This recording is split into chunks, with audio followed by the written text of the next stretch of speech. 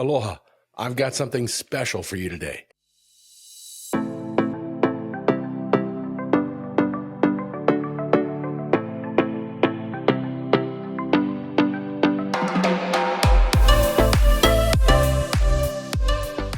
Welcome to the How to Not Execute Your Strategy podcast. I'm your host, Tim Ohai. This podcast is dedicated to the biggest lessons learned from the people who own strategic execution, the senior leaders who live in the center of it.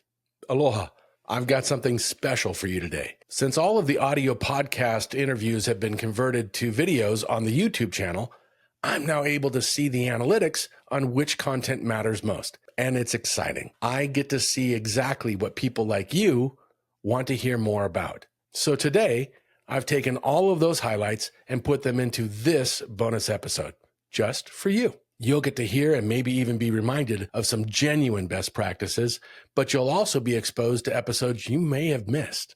Now, that's not to say the highlights were the only good thing on each of those interviews. I want to encourage you that if you hear something from someone that really resonates, go back and re-listen to that whole episode. Or if you missed it, go listen to it for the first time. I can promise, even as I listened to these highlights, I was blown away. There's so much goodness being offered by the people we bring on this podcast. So without further ado, let's get to it. From our very first episode in season 1, Elaine Gravett, how to recognize that a strategy is not working. How long did it take for you before you started recognizing, okay, we've got to have a go to a shutdown phase and turn this thing off? So there are a couple of elements here. One, you're exactly right. One of my points that I was going to make is that we just really failed to sell people on why this was important, why change. Wow. That's part of that clarity, right? Yeah. Is why are we doing it? Why are we doing it? And then the element that probably slowed us down as we began to realize, hey, there are some pretty significant problems here, and I don't know if we have the bandwidth to solve them. Because, sometimes you have to just look at it and say, good idea, probably could solve this from an execution standpoint, but do we have the time to invest in this versus the opportunity cost of working on other things where the business is, has got some other traction and some other things going? It became a little bit personal.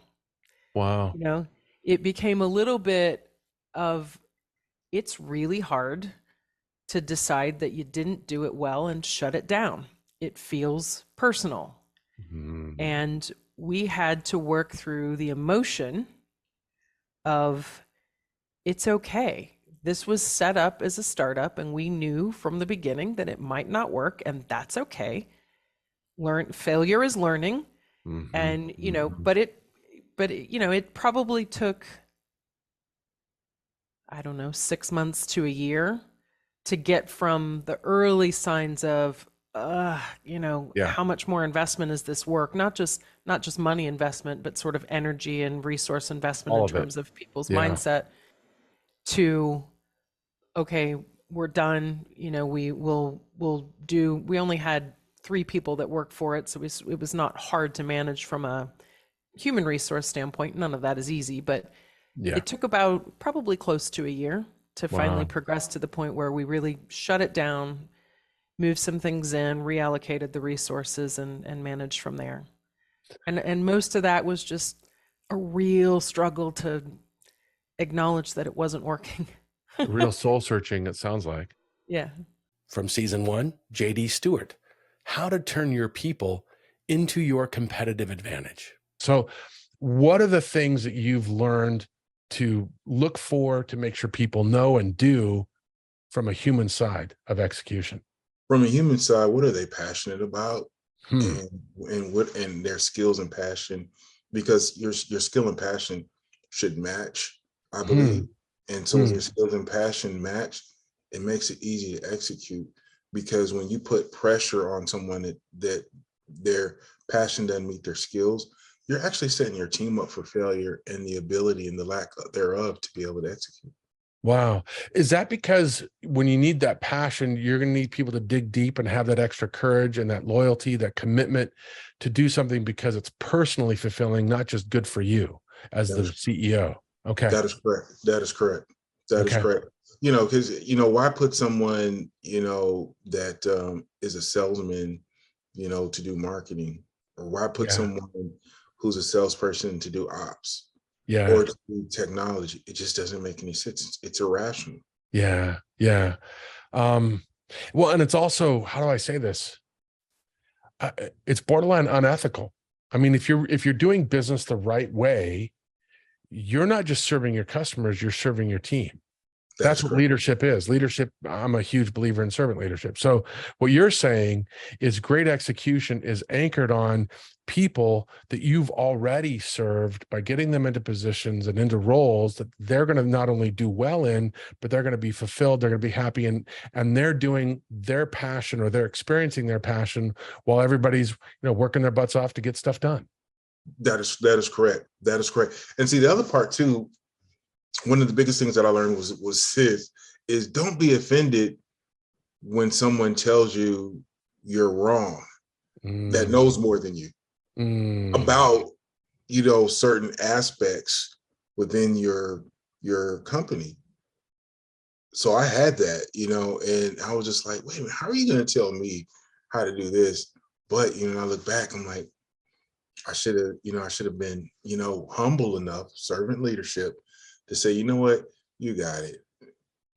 So you're talking two things here that are really powerful. One is humility, but the other is boldness. And we don't think about strategic execution requiring boldness, but it does, not in the boldness of just go stand and face the storm, but boldness in terms of being able to communicate openly to leadership and peers and other functions, say, look, this is broken. Let's talk. If we can't talk, we can't execute.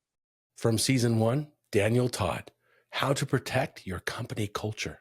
So walk us through a little bit about what goes through your mind when you're trying to architect culture and also protect it, and maybe even change it. Yeah. Well, I would say I view it so important that I do all the first interviews for every employee at our company. And that's very atypical from the other CEOs that I know. Most of the time they're at the end, right? And what I don't like about that is there are a lot of, there's not one good, final, all-encompassing culture that works for every company, right? So there's one that works for me, but, I believe that there can be more command and control. There's all these kind of classical versions. Absolutely. And so there can be great employees that are smart and can help your company that are not a good cultural fit, that can get through the funnel to me. And at times at my first company, I was more at the end, and I'd end up vetoing people, and it would really sour the entire funnel, right? It made people who like this person be unhappy. And so now, I view culture, especially call it the first 100 employees, super important. Like when you get to 200 or 300, it's still important, but it's there's a little bit more fluidity because there's lots more controls with lots of other people. But if you bring in a person who stands out from the culture and you're only 20 or 30 people, every time you hear that person talk, it's like breaking. We used to call, the culture was this glass floor that we're all standing on. If you let one person demean somebody or treat somebody poorly, they're just taking a hammer to that culture, and then it spreads very quickly, right? So in the second company that I've run now for 11 years, I don't tolerate it at all. And so if a person is not a good cultural fit, we try to move them out of the organization, but I, in general, don't hire them to begin with, right? And so what ends up happening is, and we did some personality tests, is we end up having people who value relationships more so than their own individual accomplishments, right? Okay. So as we started, and I didn't really know what, 15 years ago, I would tell people culture was important, but I didn't know what that meant. And so this last couple of years, I've been writing articles and researching it. And it really comes down to this growth mindset that Carol Dweck, the author, wrote about. It just kind of blew my mind that that's the kind of person I want. And generally that kind of person has a humility that makes it easier for people to work with. And so I primarily look for that. I bring people in. I don't care that they're perfect on the technology side. If I feel like they're a cultural fit, then I put them through the rest of the interview funnel, and then other people decide whether they're technologically capable to do the job. I just care that they fit and that everybody will enjoy working with them. From season 2, Dr. Tawana Burris, how to know what is really going on. I know enough of you to know you bring a lot to that just intuitively, but if you break that down just a little bit for leaders who want to be able to engage the front lines in a way that's not intimidating, that's transparent, that's, how do I say this, courageous, so that people can speak freely, but at the same time, you got to filter, because some people will just complain because you're the leader and they just want to tell you. What would you advise those leaders to think about and do? And this is exactly what I do. I ask, this is what I'm hearing. What are you hearing that could be different from what I just repeat? I clearly articulate what I'm hearing, and everybody in the room is sharing what they perceive and or what they heard. And so every voice shares, and I don't care who they are, no matter what role they play. Because once I realized that I was relying on that one individual and the pressure on that one individual was creating opportunity for mistake, having those smaller voices saying, this is what I'm seeing. It was the diversity of the ear, just listening, because we all hear different things. Certain things are elevated to us as we're listening, and hearing the variety of voices, repeating back things that I didn't hear, right? Allowed me to make a more informed decision, allowed us to literally say, this is what I'm hearing. Everybody, what did you hear that's different from what I just said? And that was the beginning of the change. And that's why I could take someone who had a lesser role and push them in, because every time they kept having the answer that would allow that perspective that made all the difference. And so as a leader, you must consider every voice, regardless of title, regardless of position, because we all hear different things. And without that variety of listening and then the translation of what you've heard, you can easily miss something simple that will be extremely expensive.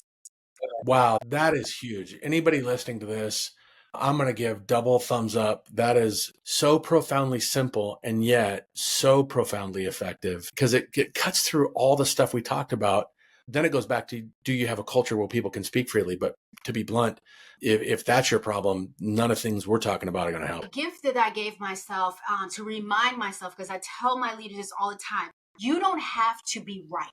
You don't have to be right all the time as you're leading your companies or as you're leading your teams. What you need to be is open to being wrong and allowing, again, those voices. Once I actually put into practice something that I actually teach, it became the answer from my moment. But again, sometimes we're hugging the tree. We're a little too close. I literally missed this. This is so simple. Why didn't you fix this sooner?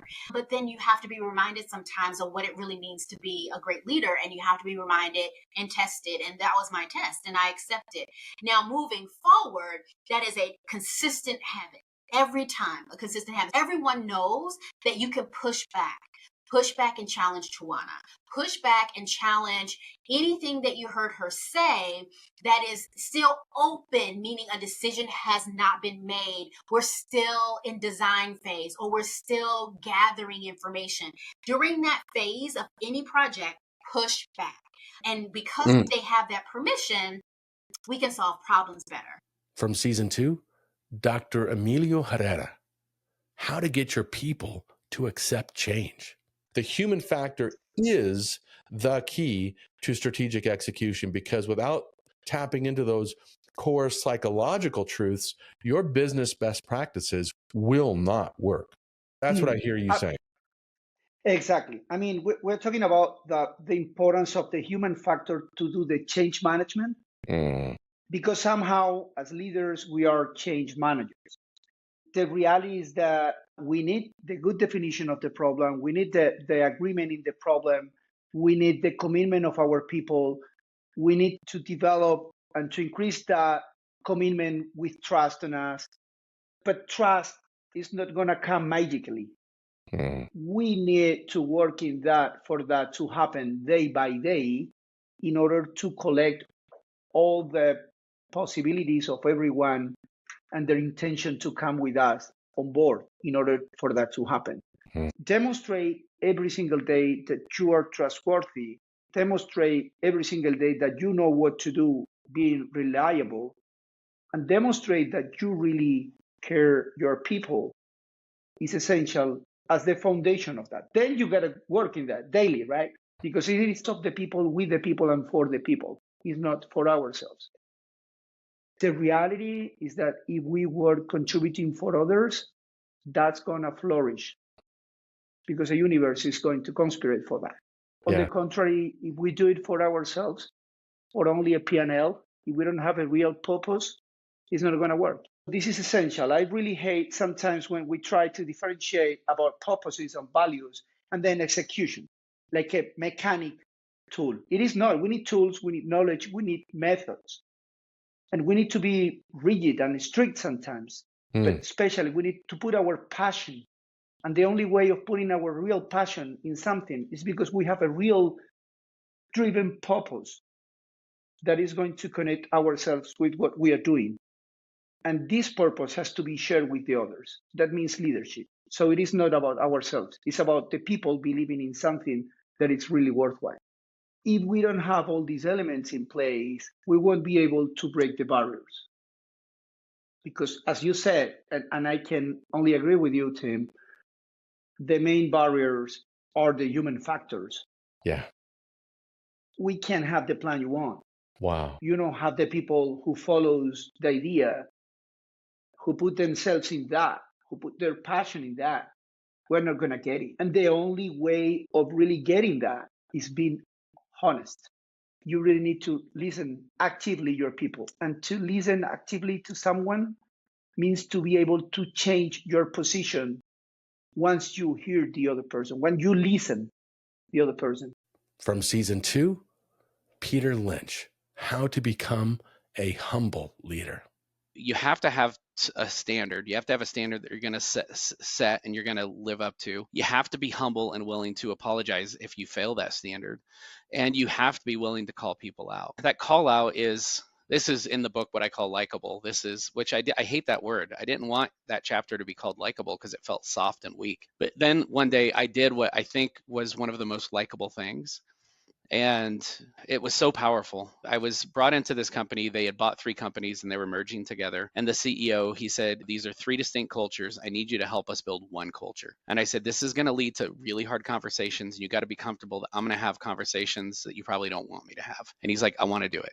And so one of those conversations was with the head of sales. This guy was 58. He was generating hundreds of millions a year. He was making millions himself. Everyone in the industry knew him.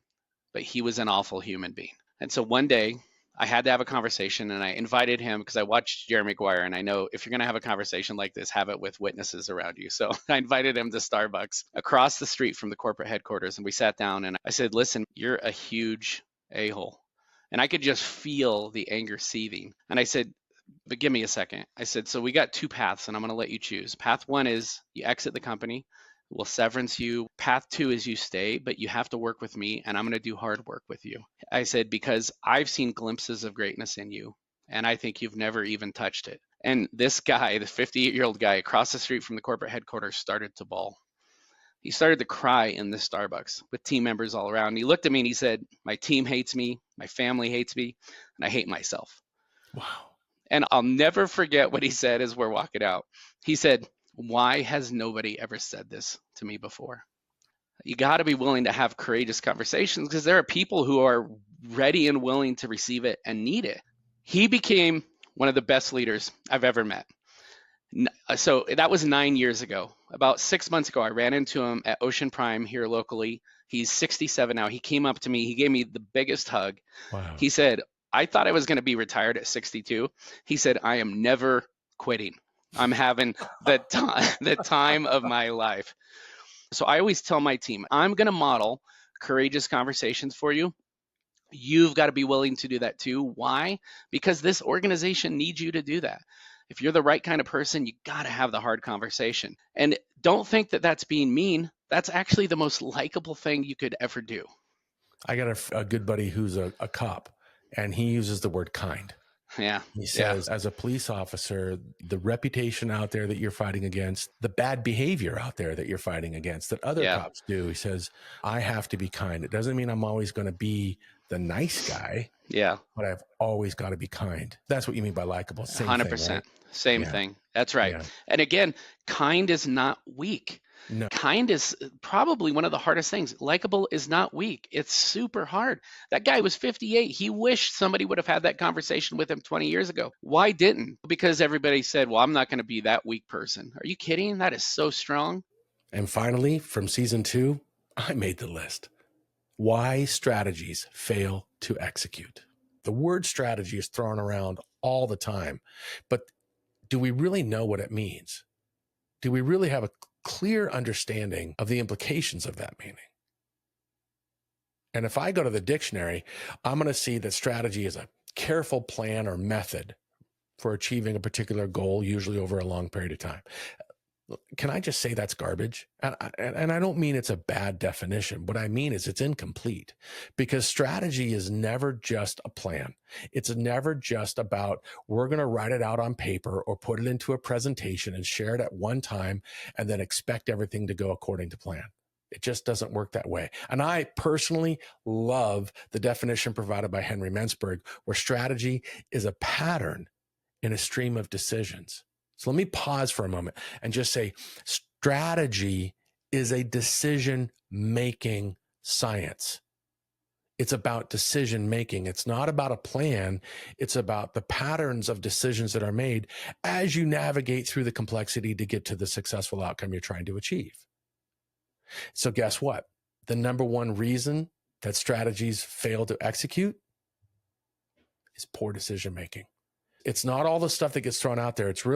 It's poor decision-making at the front lines, mid-level, and even senior executive level. That's the key here. Strategic execution is a decision-making science, just like strategy is a decision-making science. And here's the problem.